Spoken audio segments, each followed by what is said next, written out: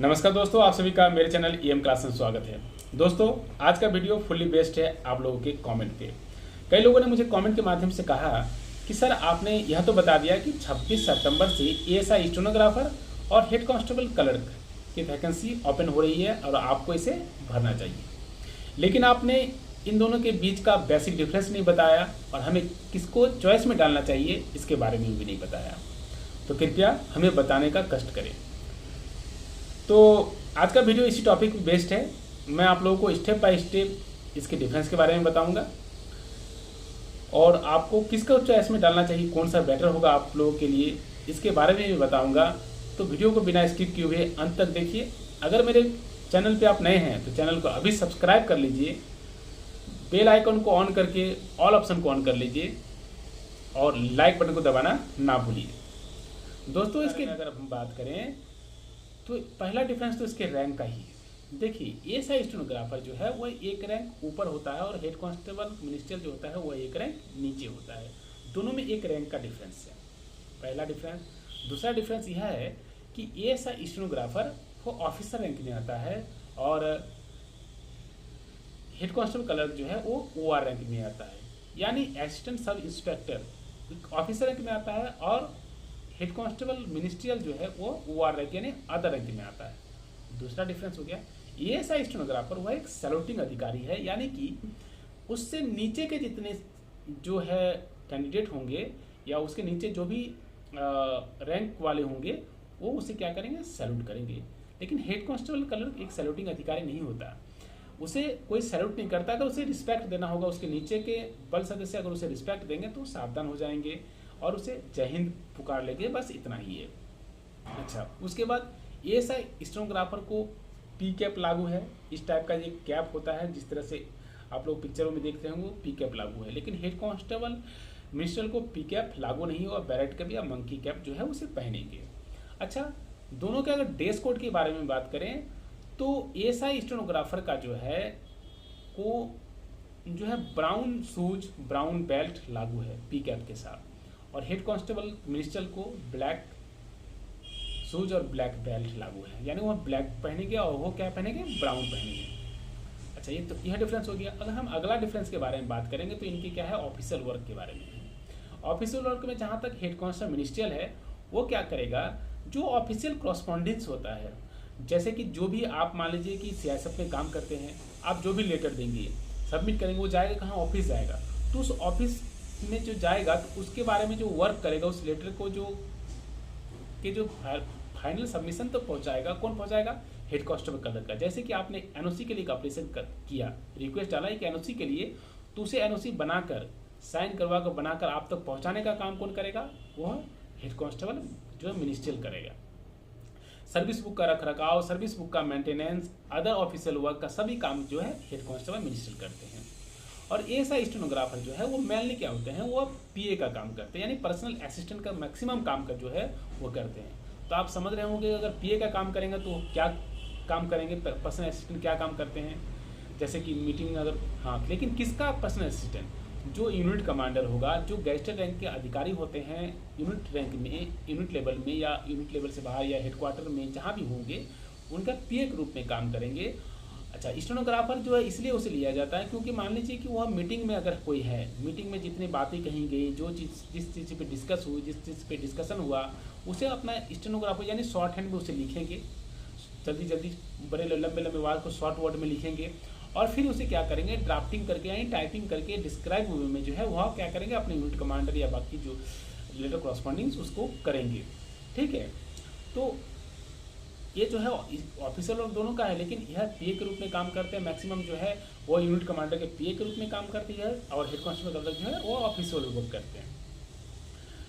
यह डिफरेंस हो गया। अगला डिफरेंस की अगर हम बात करेंगे तो लेवल का, लेवल से जो है पेमेंट बढ़ता है, लेवल से जो है रैंक बढ़ता है। तो हेड कांस्टेबल जो मिनिस्ट्रियल है वो लेवल 4 का जॉब है, लेवल 4 का जॉब है, और एएसआई स्टेनोग्राफर वो लेवल 5 का जॉब है। जितने आप लेवल ऊपर जाएंगे उतने आपके जो है रैंक बढ़ते जाएंगे, यानी 4, 5, 6, 7 जो भी है लेवल जैसे ही जाएंगे तो आपका रैंक बढ़ता जाएगा, आप उतने बड़े अधिकारी बनेंगे एक लेवल का। अब हम बात करते हैं पेमेंट का। पेमेंट में अगर डिफरेंस बात करें तो ASI जो स्टेनोग्राफर है उसका पे बैंड जो है वह 29,200 से लेकर 93,300 यानी 92,300 तक जाता है। ये पे स्ट्रक्चर किसका है? ASI स्टेनोग्राफर का। और हेड कांस्टेबल मिनिस्टर के अगर हम पे बैंड के बारे में बात करें तो 25,500 से लेकर 81,100 तक जो है पे बैंड है किसका? हेड कांस्टेबल कलर का। तो पेमेंट का एक डिफरेंस हो गया, अच्छा खासा डिफरेंस है पेमेंट का, रैंक का डिफरेंस हो गया।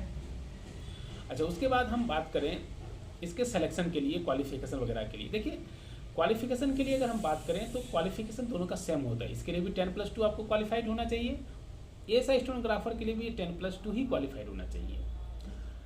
डिफरेंस जो सिलेक्शन प्रोसीजर के हर जगह पे हर कुछ जो है बराबर है, हेड कांस्टेबल कलर के ही जैसा आपके सारे प्रोसीजर लिए जाएंगे ASI स्टेनोग्राफर का ही। बस डिफरेंस है सिर्फ स्किल टेस्ट में। जब आप स्किल टेस्ट देने जाएंगे यानी कि जब आप कंप्यूटर पे टाइपिंग टेस्ट वगैरह देने जाएंगे तो ASI स्टेनोग्राफर जो है वो स्टेनो की जो है वो टेस्ट देने जाएंगे, और हेड कांस्टेबल जो मिनिस्टर है वो क्या करेंगे? टाइपिंग टेस्ट देने जाएंगे। ASI स्टेनोग्राफर को 10 मिनट का एक डिक्टेशन यानी कोई भी जैसे कोई भी बात के बारे में आप उसको बताया जाएगा और फिर वो उसे 10 मिनट तक लिखेगा अपने शॉर्ट हैंड के रूप में, छोटे छोटे जल्दी लिखेगा उसको, फिर उसे जो है कहेगा आपको कंप्यूटर पे टाइप करने के लिए। तो कंप्यूटर पे अगर आप इंग्लिश में टाइप कर रहे हैं तो आपको 50 मिनट में उन 10 मिनट में कहे गए डिक्टेशन को जो है आपको टाइप करके आपको देना है।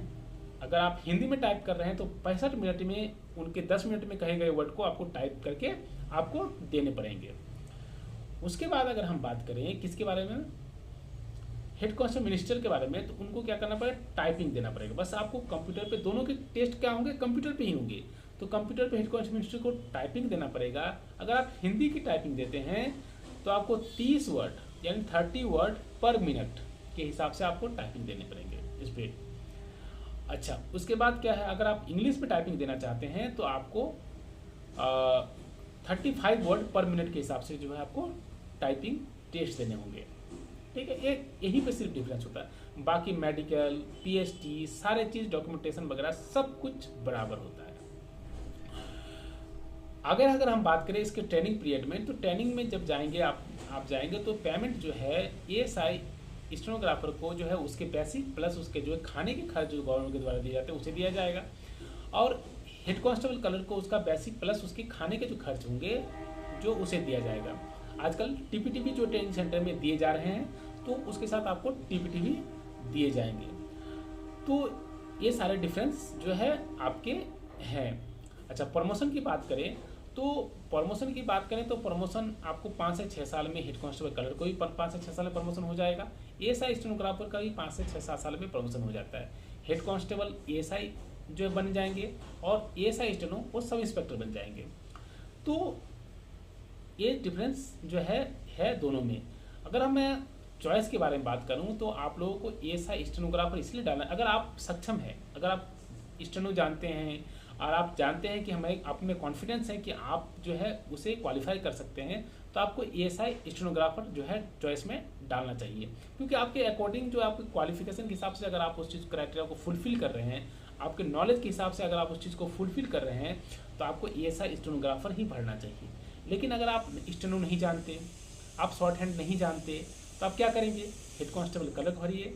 उसके लिए जो है आपको सीखने की ज़रूरत नहीं है। आप एक कीबोर्ड और एक लैपटॉप ले लीजिए, आप प्रैक्टिस करते रहिए आप अपना टाइपिंग जो है स्पीड निकालते रहिए और फाइनल सिलेक्शन आपका हो जाएगा।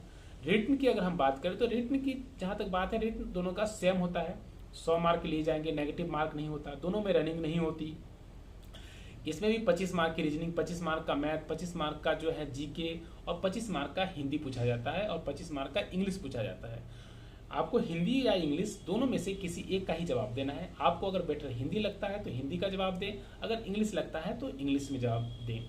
क्वेश्चन पेपर जो है वो हिंदी और इंग्लिश दोनों में होंगे।